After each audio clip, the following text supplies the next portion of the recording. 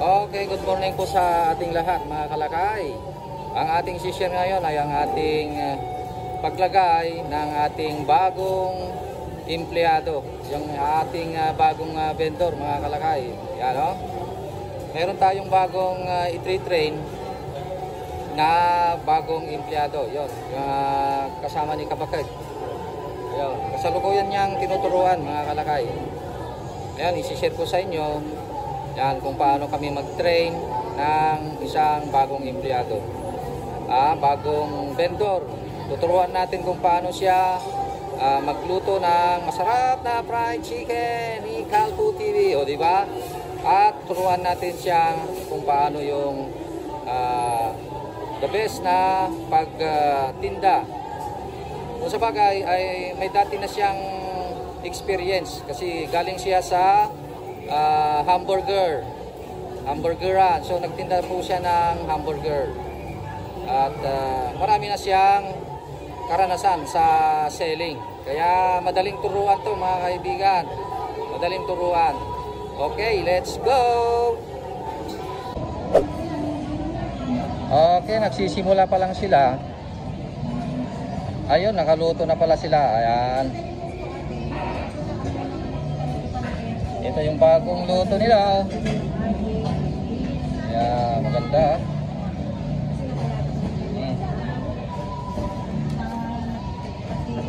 Tignan natin. Yun.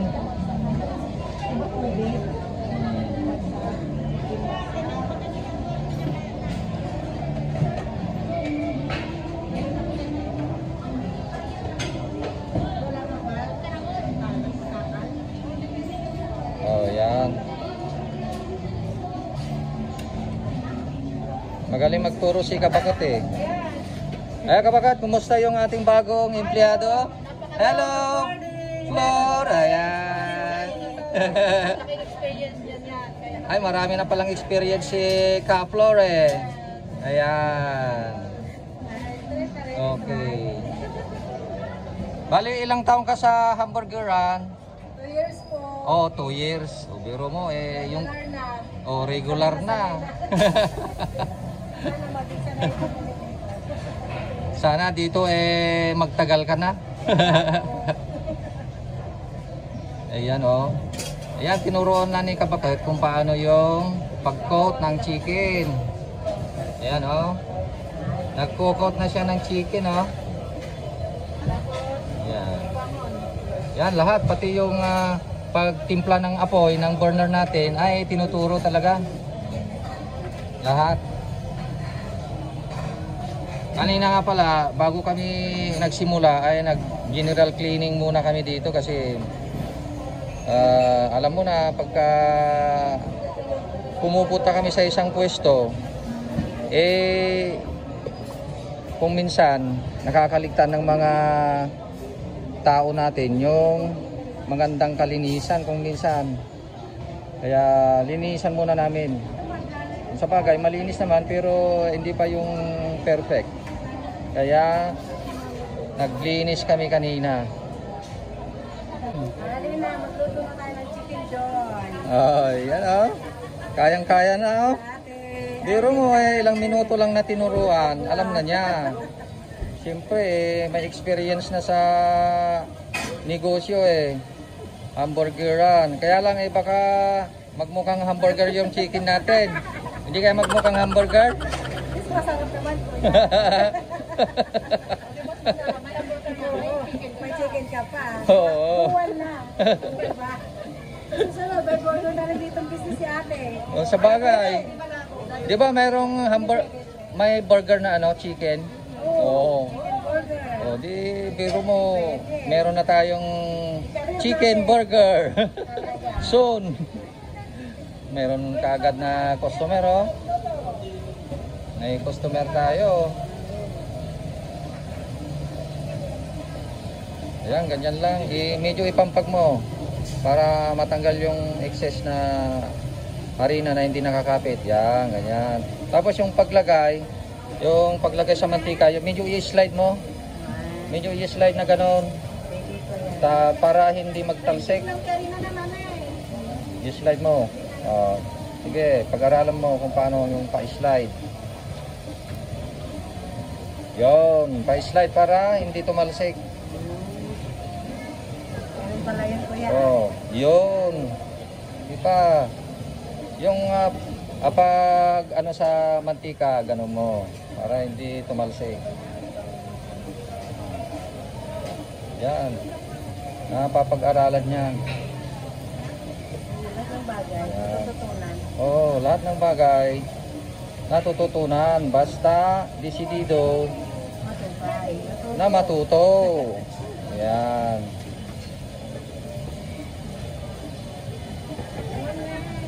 Ayan, yung sinasalang niya ay yung maliliit, small size, yung 10 natin. Yan yung kasalukuyan na sinasalang niya. Nabili na mga suki. Oh, yan, may selling ano pa siya. Masarap yun. Oh, sell stock. Ay, Sigurado yan. Kasi batido suki. sa sell stock Suki ito. po ako dito. Dati suki natin to, ngayon taga-tinda na. Dati na siyang bumibili dito ng fried chicken. Dati ang akala niya hindi namin may-ari ito. Hindi kami may-ari dito. Kami pala ang may-ari. Dito rin pala ako. Oh, tapos dito pa rin rin siya mag-ano, balabulok tuloy ang Tagalog ko Swerte yan. Kapag sikaman lang tag-Tagalogan na marigatan na Tagalog. All out. Nagrigat tag-Tagalog. Hindi lang na Tagalog pero vlogger yan. Oo. Pero sikat na Ayan. vlogger. Ayan kung magaling lang ako mag-Tagalog, edi sana 1 million na yung subscriber ko. Oo, balubaloktot kasi Tagalog ko Bali te, maintindihan pa rin nila. Hello te. Kung sa bagay, pinagsisikapan kong ayusin yung Tagalog ko para maintindihan. Kesa naman Ilocano, kasi Ilocano lang nakakaintindi, di ba? Oo, kahit na balubaloktot yung Tagalog, basta maintindihan naman. Oo. Pawis na siya, oh. Sa susunod, magdala ka ng electric pan, ha? Oo. Oh, medyo lumalayo-layo ka, konti. Medyo mainit kasi dito kasi kulob. Kaya kailangan ng electric pan. Yan yung sinalang niya, oh, yung small. Medyo kiwaran natin. Dahan-dahan lang. Medyo kiwaran natin ng konti. Para hindi naksat. Haluin natin na dahan-dahan pagka bagong salang. Mga after 1 to 2 minutes, pwede nang haluin, pero dahan-dahan lang. Para hindi maksat yung nasa loob. Yung maksat sa Tagalog, masunog. Diba? Tama lang yung Tignan natin yung luto nila. Yung first na luto ni Kaplor. Ang ganda, parang Jollibee sa McDo, Chicken McDo. Ganda ng kulay, Alright, tignan natin yung ano.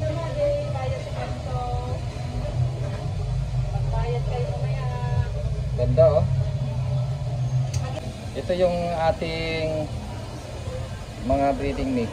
Yan. Yan sa nagpo-coat. May tubig tayo dito.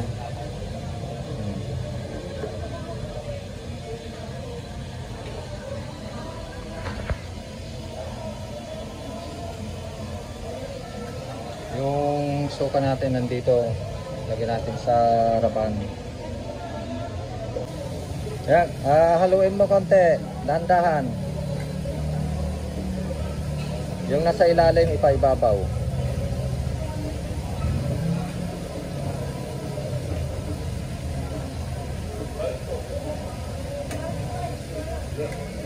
Ang mahirap lang dito, mainit Mas mainit dito kaysa sa hamburgeran? Mainit din doon? Pero may ceiling pan na lang. Ay, oo. Pero pag may ceiling fan ka na, ano na yan, solved na yung init. Ano pa, nakapsuta ko siya? Ay, nato na. Ah, oo. Bawasan mo lang ng konti. Bawasan mo konti. Yan, kasi nakapaibabaw na yung mga chicken natin. Bawasan konti. Ganun lang ang technique, mga kalakay. Oh. Bukas, marunong na si Kaplor. Sana expert na bukas. Oh, expert ka na bukas. At tamang-tama naman na naluto na yung mga small natin. Mga ritaso, ulo. Kaya hanguin na niya. Yan, patuluan muna bago ilagay doon.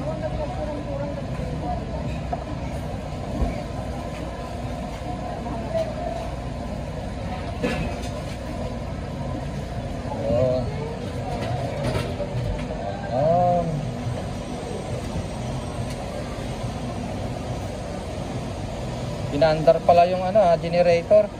Kaya maingay.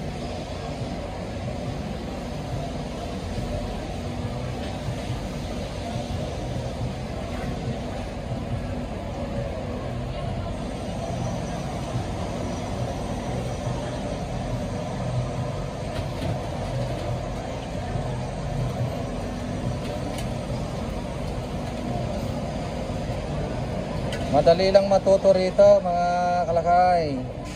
Basta desidido na matuto yung kasama natin. Meron talaga kahit sino. Pero talaga pag first day. Pag first day, medyo maninibago. Kasi, pera na lang kung hamburger yan. Kahit pumikit ka pa. Diba? Oo. Training. Oo. Pero mga 3 days, kuhan mo na yan, alam mo na yan. May isa pa, kunin mo na para yan pa.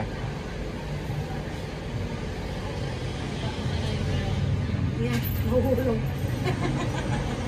Basta bumalik, kumaya ka na daw. Ayaw pang magpakuha. Pakipot pa daw siya.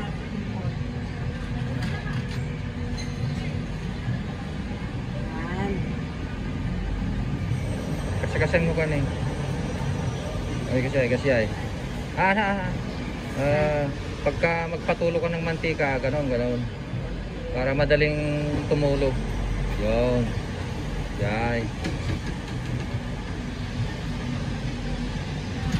Ayun, ang ganda ng luto. Ngayon susunod yung filter. I-filter natin yung mantika. Huwag nating kalimutan kasi yan yung nagpapaitim sa mantika pag nasunog. Kaya pagkahango ng manok, kailangang i-filter.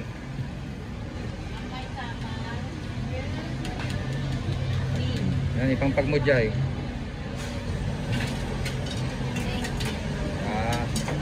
Kailangan may lalagyan tayo ng mga latak. Yung mga maragmag. Sa Ilocano, maragmag ang tawag namin dyan eh. Hindi mo alam yung Tagalog na. Ang Tagalog niya, di ba latak ang Tagalog niya? O Tira-tira. mga particles. Di ba? Small particles. What is molecule? Small particles.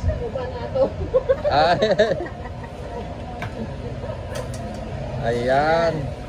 So, ready na naman. Ready na naman magsalang. Ngayon, ilakas mo na yung apoy. Nakalakas na yan. Ay, nakalakas na pala. Automatic So, huwag natin kalimutan na ilakas yung apoy pagka magsasalang na tayo. Ang susunod na isasalang niya ay yung chicken skin. Kapag paano yung chicken skin? Mas maganda yung yung kamay. Yung kamay. Kung wala tayong strainer, kamay-kamayin na lang. Bibili ako ng strainer. Dapat may strainer para mas madali. Para malaglag yung mga excess na harina na hindi nangakapit. Sige yan.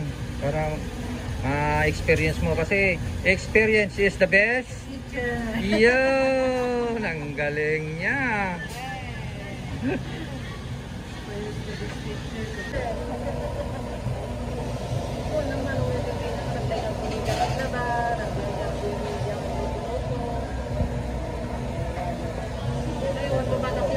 Dahil itong ano natin ay coconut oil kaya kabulat siya. Oo, coconut oil yan eh, kaya mabula. Ayan, pagka sakaling ma-encounter mo yan, Flor, yung bumubulang ganyan, ano, pagka malapit na dun sa, yun, oh, ganun, oh, malapit na, oh. Yun, medyo ihinto mo muna, ihinto muna.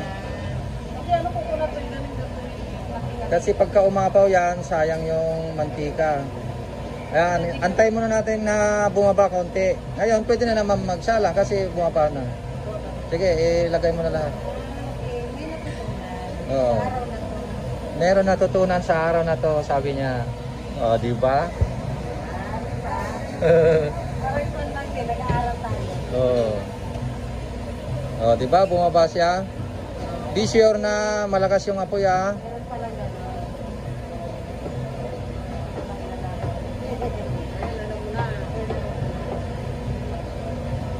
Kasi pag nagtulong ko sa bahay, wala lang. Basta isang tarapag natin. Hindi pala sa mantika. Oo. Coconut oil, pero coconut oil quality. Yes, coconut oil. Quality naman siya.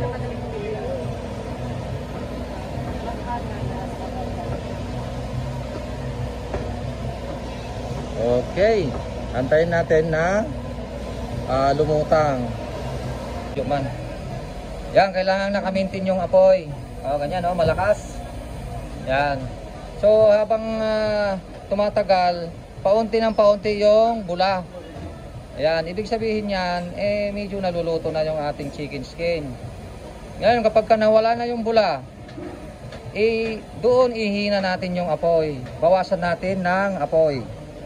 Yon, okay? Alright. Yan. Kaplor, bahala ka muna dyan, ha. Basta yung sinabi ko, ha, pagka wala ng bula, pahinaan. Okay? Para kakain muna si Madam. Ayan, kumakain na si Madam, oh. Yan. Anong ulam natin? Ang pinakamasarap na prito sa buong mundo. Oh, pritong tilapia tsaka dinengdeng. Okay, iwas high blood tayo ngayon. Yan, ganyan. Tansyahin lang yung paglagay. Hindi masyadong marami, hindi masyadong konti. Mga 18 to 20, okay na yan. 21, okay. Okay na yan sila. Oo, yan.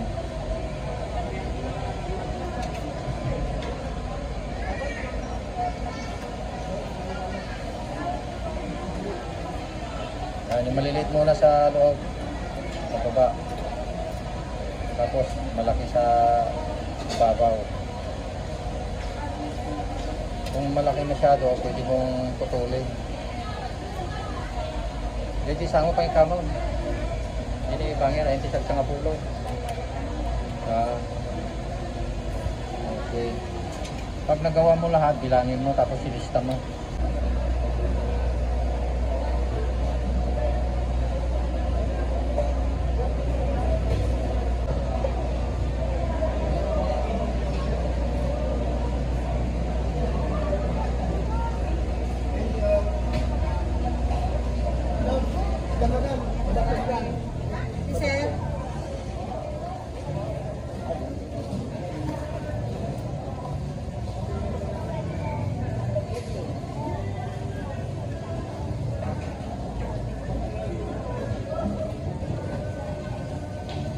Masyadong malalaki yung chicken skin kaya ginugupit niya.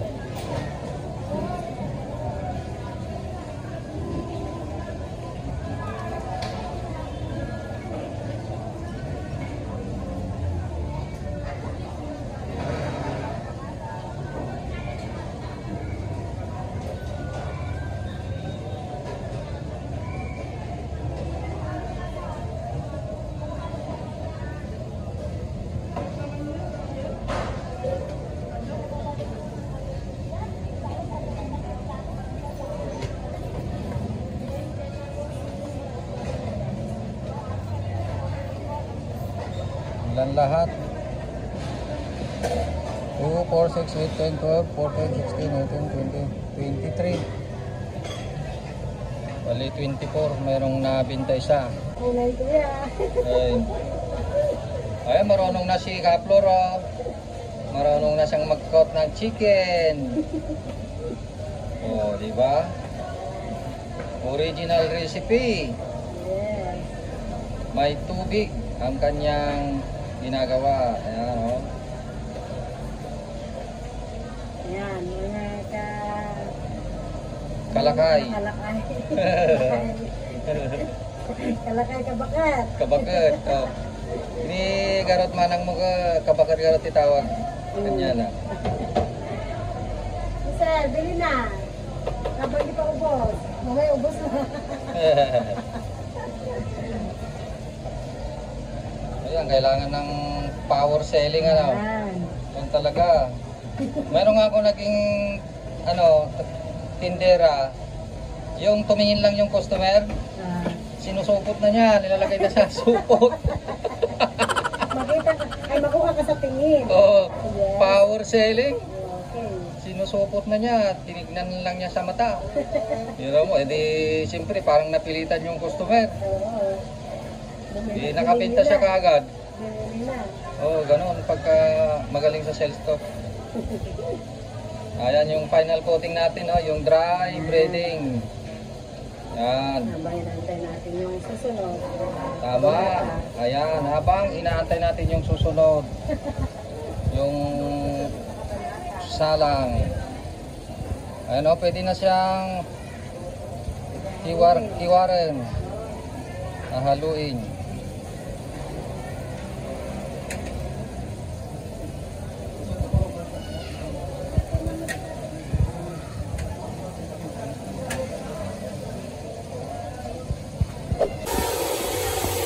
Ayun mga kalakay, iniwanan na natin si Kabagot at yung bago nating vendor doon.